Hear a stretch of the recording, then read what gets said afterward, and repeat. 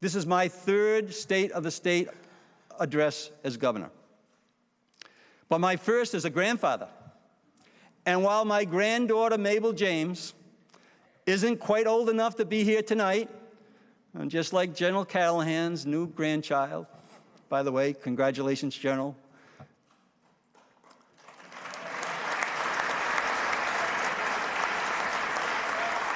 And although Mabel James is not here with us tonight, she reminds me why I'm here. She reminds me of why you're here.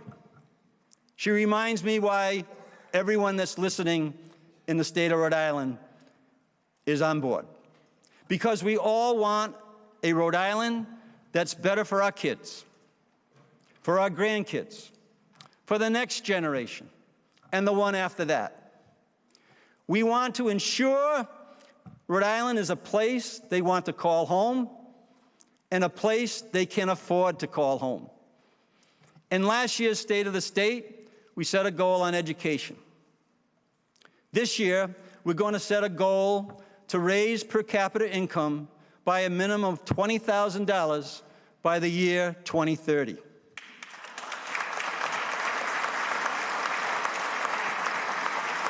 Just think how much housing insecurity and food insecurity we could address as a state if we doubled down and worked to raise per capita income across Rhode Island, helping every family in our state.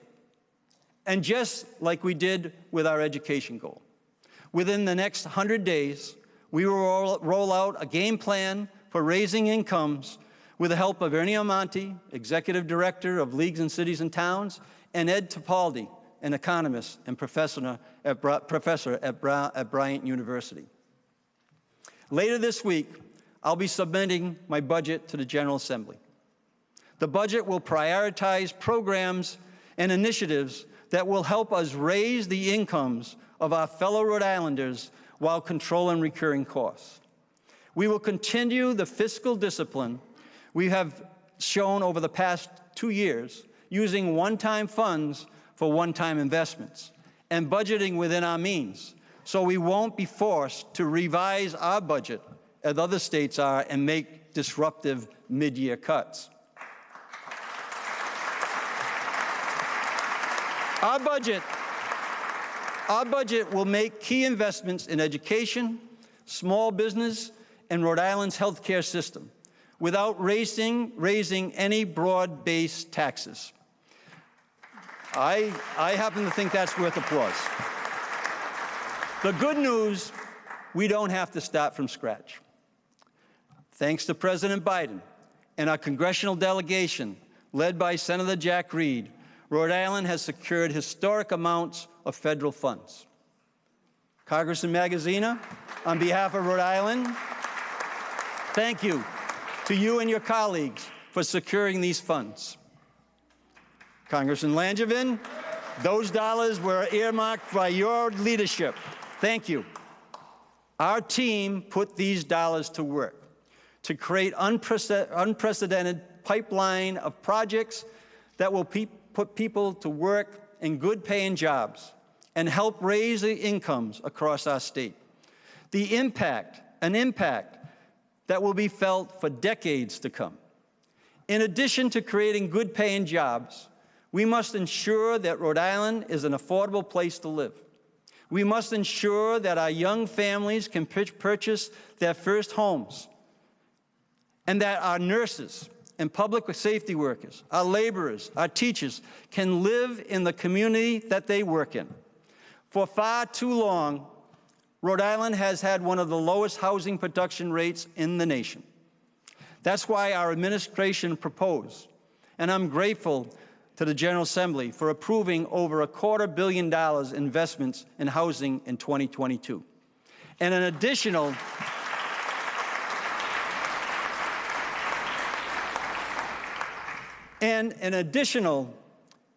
$71 million in housing in the last year's budget. In sum, since I've been governor, we've allocated nearly $500 million to housing. And while building doesn't happen overnight, we continue to see signs of progress. Under our leadership of Housing Secretary Stephen Pryor, we already have 1,600 homes in the pipeline, with more on their way. And thanks to our down payment assistance program, we're helping over 1,500 first-time home buyers like the Cruz family who are with us tonight.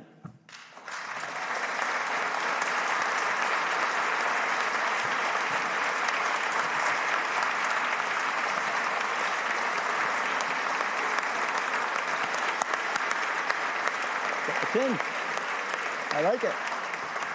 Juan and Emmeline and their two sons moved into their first home in West Warwick last year using our down payment assistance program.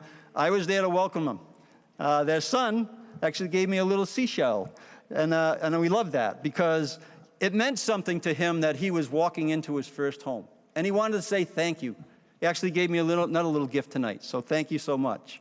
I want to congratulate them on their new home and thank them for choosing Rhode Island.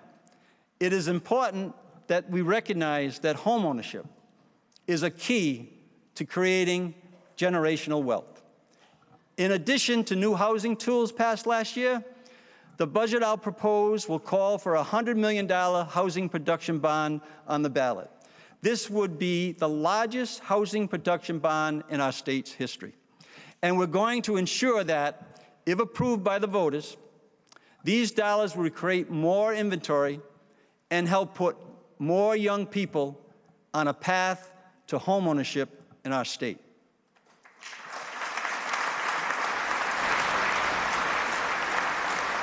Because we know that homeownership, for everyone in this room, is one of the top ways to build generational wealth. So let's get that done. We know that states across the country are dealing with issues in their health care systems.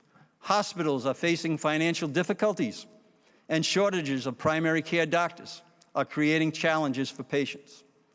Under the leadership of Health and Human Service Secretary Rick Charest, our administration is dedicated to strengthening the state's health care system. And Rick is no stranger to this work. He is a former CEO of Landmark Medical Center, where he led a significant turnaround, bringing the hospital out of receivership. And when I recruited him to state government, thanks, Rick, for accepting. Where are you, by the way? You're hanging around here somewhere. Thank you for accepting and taking my call. He immediately went to fix the long-standing challenges we inherited at Eleanor Slater Hospital and made significant progress in improving patient safety and increasing staff morale. And thank you to the General Assembly for appropriating dollars to go out and fix that hospital in Burrillville and in Cranston. The budget I proposed last year that the General Assembly passed included new state-directed payments to hospitals. These new payments combined other changes resulted in $110 million in new Medicaid funding to our state hospitals. The budget I'll propose this year will once again include crucial funding. Additionally, our budget will propose over $135 million in investments to increase health care provider rates and support the behavioral health needs of Rhode Islanders. Some provider rates have not been increased in over 10 years. We know how important early intervention is for our children and families. This crucial program promotes development of infants and toddlers who have a developmental disability or delay. In addition to the federal funding that we directed to early intervention providers to strengthen their workforce, the budget I'll propose to the General Assembly will fully fund early intervention rate increases recommended by the Office of Health Insurance Commissioner and our EOHHS office. Finally, in collaboration with Secretary Charest in the coming weeks, I'll be signing an executive order focused on improving Rhode Island's healthcare system and planning work to ensure we have access to an efficient and effective healthcare delivery system aligned with our state's needs. The working group created as part of this executive order will be comprised of members from my health cabinet, professionals, with broad input from a wide array of stakeholders who will be ready to do the work. Under the leadership of the Department of Health, Dr. Bandy, Director Dr. Bandy, we're building a new state health lab, which my partners up here had a great deal to do with. This public-private partnership will also have much-needed wet lab space, which will be essential to growing Rhode Island's life science industry.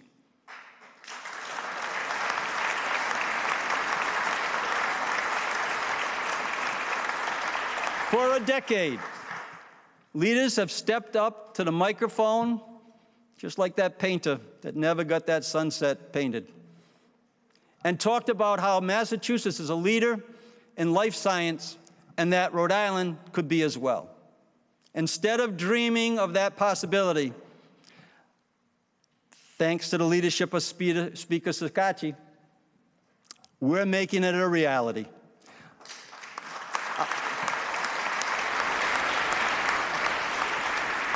Our administration worked with the Speaker and the General Assembly to propose a quasi-public agency dedicated to our state's life science strategy, and we included $45 million in last year's budget to support this sector.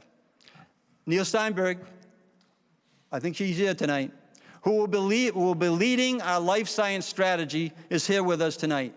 And I want to thank the Senate for confirming his appointment earlier this month. Neil, stand up.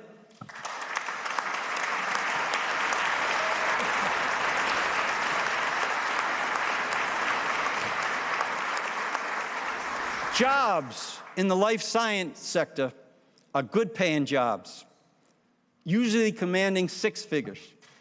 We want these jobs in Rhode Island to help raise per capita income, to grow the talent pipeline, and solidify Rhode Island as a life science leader. My budget will propose building a new life science school at the University of Rhode Island through a bond referendum. I will be out across the state with our URI president, Mark Palange, rallying Rhode Islanders behind this important income-raising initiative.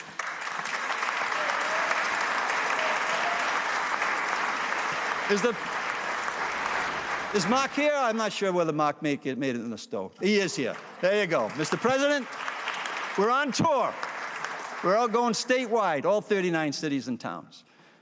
Thanks to Rhode Island College, President Jack Warner, teaming up with former Congressman Jim Langevin, we launched the first State Institute of Cybersecurity and Emerging Technology at Rhode Island College. Tonight we're joined by Jillian Costello and Nigel Gomes, two students who are already enrolled in the Institute and on a path to a good-paying job in this emerging industry. Jillian and Nigel, please stand up. Be recognized.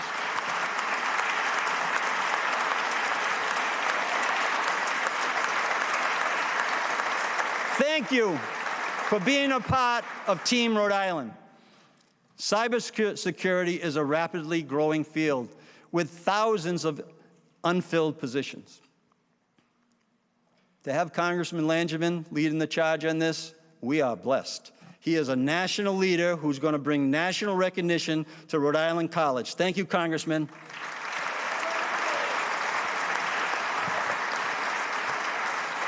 An information security analyst is now ranked as one of the top 5 best jobs in the nation with a median salary of $112,000.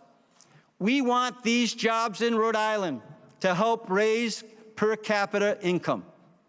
Cybersecurity Institute at RIC is equipping the next generation of cybersecurity professionals with the technical and business skills to meet the cybersecurity challenges of the 21st century. To meet the potential that this field offers, I'm calling on us to take the next level. Let's pass a first-of-its-kind cybersecurity bond to grow Rhode Island College's current cybersecurity program into a cybersecurity school of choice. And in 5 years, let's have 1,000 students enrolled in this school, graduating 250 students a year with this degree, and let's raise our per capita income in the state of Rhode Island.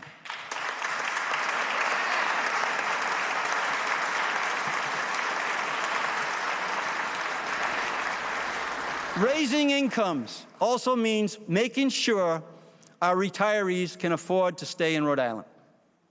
Right now, Treasurer James Diosa is spearheading a pension advisory work group to look at potential changes to our state's pension system.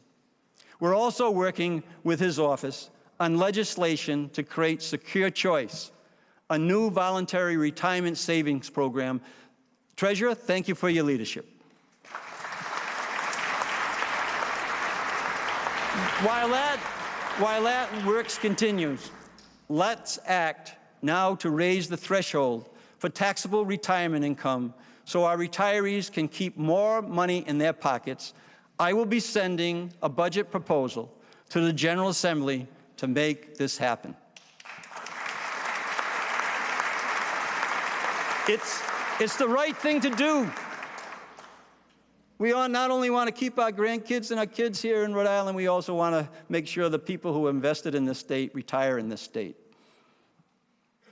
Rhode Island is a small business state.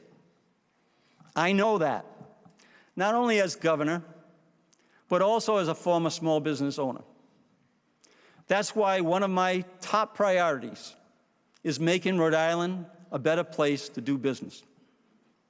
But let's not forget what we have accomplished with the General Assembly, with the reps and the senators in this room, with our Speaker, with our Senate President.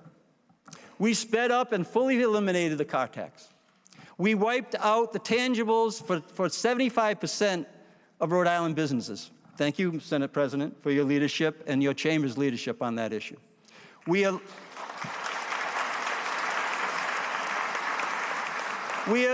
eliminated the so-called litter tax on businesses. We delivered $35 million in utility rate relief for families and businesses. We've exempted the trade-in values of motorcycles from sales tax for the purchase of new motorcycles for all our motorcycle fans out there. We increased access to capital for small businesses. And altogether, we have provided tens of millions of dollars in tax relief to local businesses without increasing broad-based taxes a penny.